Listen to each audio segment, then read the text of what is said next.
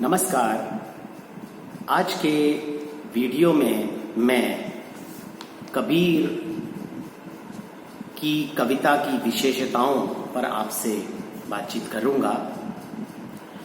भक्तिकालीन निर्गुण मार्गी काव्यधारा के ज्ञान मार्गी संत कवियों में कबीर का एक बहुत ही महत्वपूर्ण स्थान है।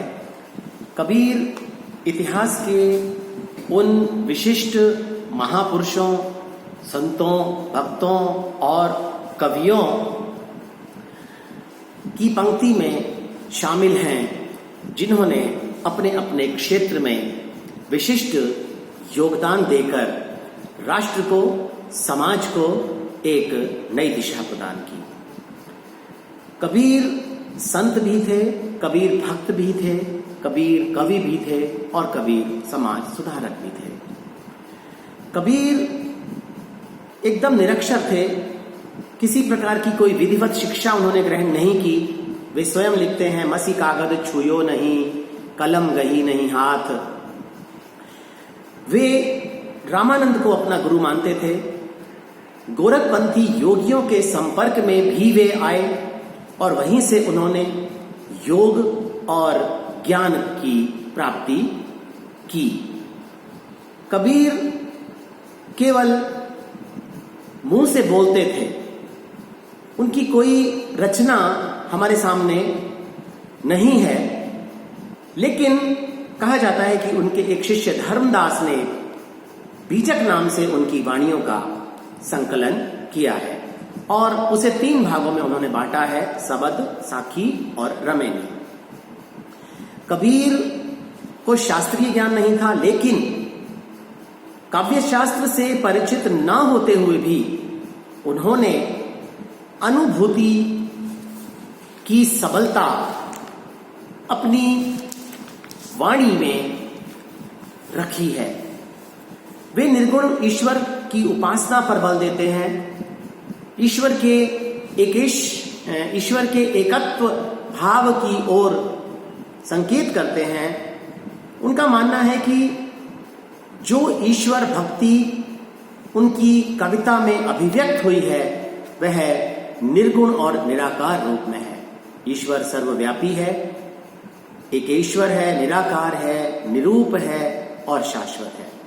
निर्गुण के विषय में वे कहते हैं, निर्गुण राम निर्गुण राम जपौरे भाई, अविगत की गति लखई न जाई, निर्गुण राम जपौरे भाई। उनकी कविता का मुख्य आधार भक्ति है और भक्ति अनुभूति की वस्तु है। गोविंद त्रिगुणायत इस विषय में कहते हैं कि भक्त प्रवर संत कबीर का मध्य युग की साधारण मर्म प्राण जनता को सिद्धों आदि की विभिन्न विभत्स साधनाओं के दलदल से और नामों की नीरस यौगिक क्रियाओं से निकालकर और भक्ति की अलौकिक और पावन सरिता में अवगाहन करने का पूर्ण श्रेय है। यह भक्ति भाव ही कबीर के अंतस की संपत्ति थी, गुरु की दिव्य देन थी। कबीर की भक्ति में जहां गुरु स्मरण, नाम स्मरण की महिमा का बखान हुआ है, वहीं माधुर्य भाव, आत्मनिवेदन, योग, सदाचार, ब्रह्मवाद, निष्कामता आदि के दर्शन भी हमें बड़े ही सुंदर तरीके से होते हैं। अपनी भक्ति भावना में वे प्रभु का स्मरण करते हुए कहते हैं, भगति भजन हरि नाव है, दूजा दुख अपार, मनसा वाचा कर्म ना, कबीर सुमिरन सार। अपने व्यापक जीवन अनुभव के आधार पर वे ब्रह्म अनुभूति का विषय मानते हैं, वे अभिव्यक्ति का विषय इसको नहीं मानते। कहते हैं कि पार ब्रह्म के तेज का कैसा है उन्मान, कहिबे को शोभा नहीं, देखे ही परमान। संयोग और वियोग दोनों की गहन अनुभूति उनके काव्य में हमें मिलती है। ईश्वर के मिलन और ईश्वर से दूरी दोनों के भावपूर्ण चित्र वे अपनी वाणी में अंकित करते हैं। कबीर ने परमात्मा को प्रियतम और आत्मा को प्रियतमा के रूप में माना है।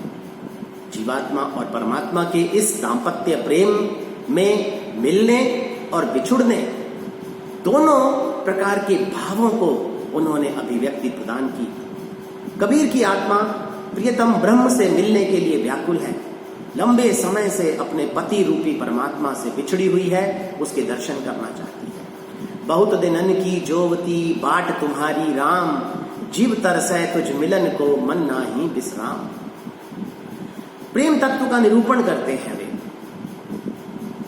प्रेम को ही सृष्टि का आधार और ईश्वर के साक्षात्कार का आधार भी मानते हैं।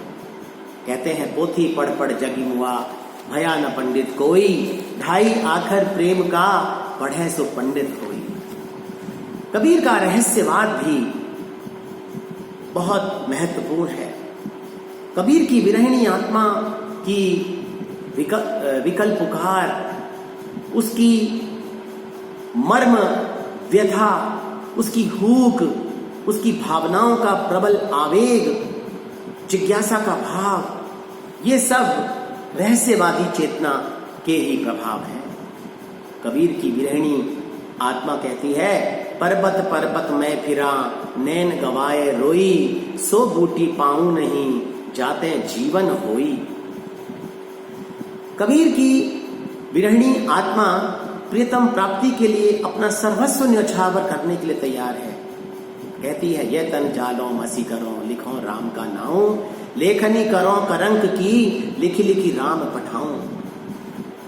आध्यात्मिक साधना की जब बात करते हैं तो कबीर ने अपनी वाणी में आध्यात्म के विषय में भी बहुत कुछ कहा है।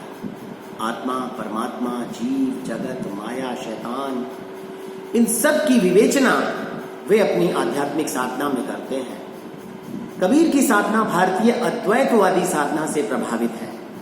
उनके अनुसार संसार में जो कुछ भी है वह सब ब्रह्म है और ब्रह्म ही समस्त जगत की उत्पत्ति का आधार है और उसकी अंतिम परिणति उसमें विलीन होने में ही हो जाती है। उनका कहना है, पानी ही तय हिम भया, हिम है गया पिलाए, जो कुछ ता सोई भया, अब कछु कहा न जाए। एक और जगह कहते हैं, तू तू करता तू भया, मुझ में रही न हूं, बारी फेरी बली गई, जित देखो तित हूं। समाज सुधारक के रूप में भी कबीर की पहचान हिंदी साहित्य में है। उन्होंने समाज में फैली हुई बुराइयों पर कड़ा प्रहार किया और उन्हें दूर करने की बात भी की।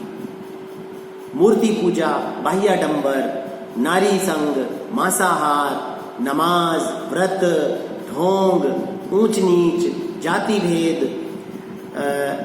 आदि सभी सामाजिक कुरीतियों पर उन्होंने डटकर प्रहार किया और खरी खोटी सुनाई। हिंदू और मुस्लिम दोनों धर्मों के अनुयायियों में जो ढोंग विद्यमान था उसे दूर करने के लिए उन्होंने पूरा प्रयास किया। कबीर जहां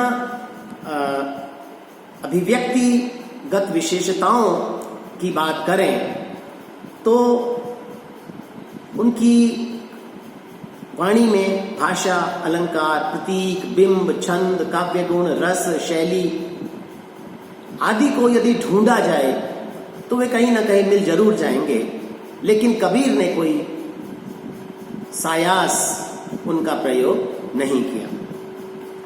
कबीर की भाषा की यदि बात करें तो उनकी भाषा सदुक्कड़ी यानी साधुओं जैसी या अलग अलग भाषाओं का मेल, जिसे खिचड़ी भाषा भी कहा गया।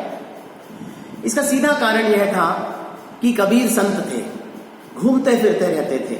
समाज सुधार हेतु फक्कड़ अंदाज में एक स्थान से दूसरे स्थान पर, एक गांव से दूसरे गांव में, एक नगर से दूसरे नगर में आते जाते रहते थे। इसलिए जहां जाते थे वहीं की भाषा का थोड़ा प्रभाव उनके ऊपर पड़ जाता था और अपनी वाणी में वे उस भाषा या उस बोली के शब्दों का प्रयोग कर लेते थे। वही उनके काव्य में मूर्त रूप लिए हुए है। कबीर की भाषा जैसी भी थी बहुत उत्तम कोटि की थी और एक बात हम यह कह सकते हैं कि उन्होंने अपने भावों को उस भाषा में बड़े सशक्त रूप से अभिव्यक्त भी किया है। हजारी प्रसाद द्विवेदी का तो यह मानना है कि कबीर वाणी के डिक्टेटर थे। वे कबीर को वाणी का डिक्टेटर मानते हैं। उन्होंने भाषा में जो कुछ कहलाना चाहा बन तो गया, और सीधे सीधे नहीं तो दरेरा देकर। छंद विधान, अलंकार विधान, इन सब की बातें हम करें तो कबीर को इनका कोई ज्ञान नहीं था। बस वो जो चाहते थे वो कह देते थे और अपने आप उनके पद बन जाते थे, उनके दोहे बन जाते थे।